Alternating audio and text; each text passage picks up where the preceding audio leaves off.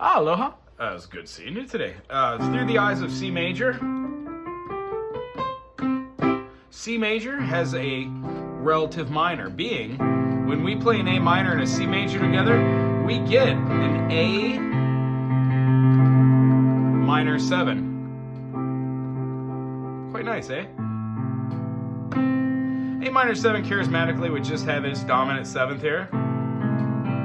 And then when we add the C major over the top, we get the spread. The idea from the A minor, the whole step, half step, whole step, whole step, whole step, half step, whole step, tends to be A to B, then we have a half step, C to D, D to E.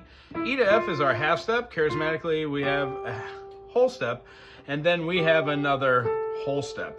The one modal structure that I'd like you to see today is having the natural minor altered into being the harmonic minor, utilizing the note which is the 7th of the major chord, meaning that pesky F sharp.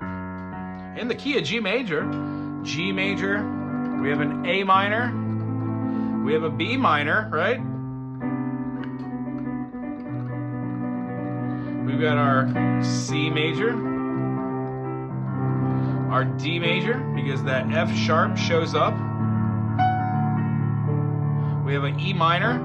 Now, just because E minor is right before our F sharp, I kind of view that as being a minor second, minor second, minor second. So if we've got a minor second, major second, we have a minor third.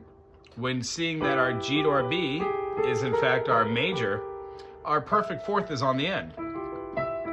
One of these last videos, not to get on a tangent, we talked about seeing something like C, E, G, C, E, G, and being able to work this up over the board with our crossovers, working it all the way with one hand till we get to middle C and then changing. Noticing the left hand does the overs and then the right hand does the unders. Now, it doesn't always have to be that way. You can do, when you do your switch,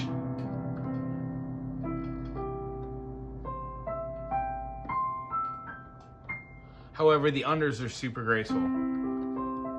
It gives us bearing. So what we do in that tradition is like we do a C to an E to a G to a C, then E to a G to a C, and then we leave our next finger to play the next note over. That way we ensure ourselves always being able to go major third, minor third is an under, and then achieve our perfect. If you wanted to do a blended note, you would have 2 fingers up top. It's a little bit more over the explanation that I really wanted to say, but yeah, if we were doing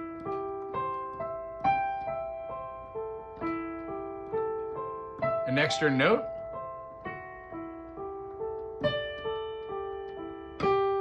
that's where our melodies come from. So, with a A minor, a B diminished, I'm sorry, we're in the key of G. With a G major, A minor, B minor, C major, D major, E minor, F sharp diminished, and then G. If we're playing in the key of G and we go to our relative minor E minor, of course, we're going to be playing 1, then a whole step to F sharp. We're going to be playing our G, A, B, C, D, and then E.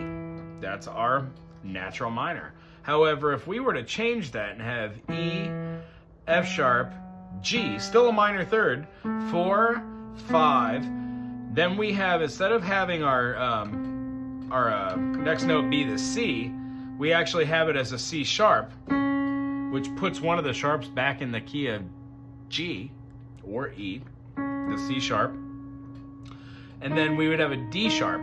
Well, this melodic minor feels weird and out of place when in comparison to the other. Now, in melodic minor, we generally go up in the melodic and then come down. And remember to include that F sharp.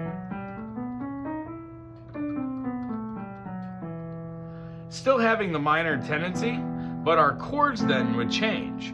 If we were to play all of these chords in order, we would then have a C sharp in there instead of having a C natural here, giving us a very awkward phrasing, right?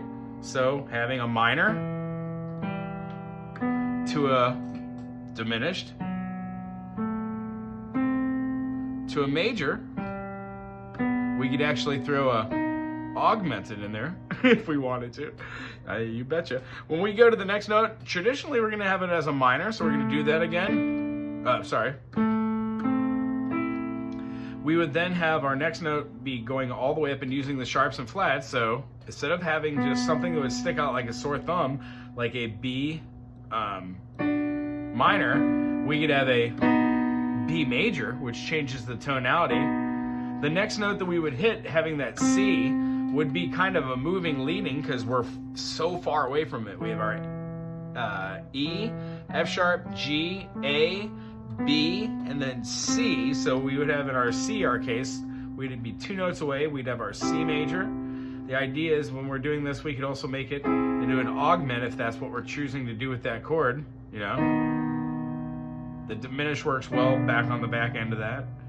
If we're moving it down and putting notes that are outside of the key signature, we would be taking notes from another key, but we can use chords that are relative to find our way back to the 1 chord.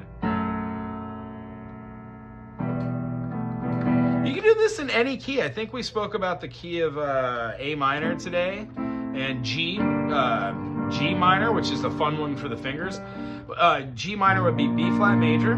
B flat major would go to, of course, a C minor. Then we'd have D minor, E flat major, F major, and then G minor again. These all exhibit the minor 1 in a natural minor. The 2, a diminished. The 3, a major. The 4, a minor. The 5, a minor. The 6, a major. The 7, a major. And then the 8, or the 1, the minor resolution.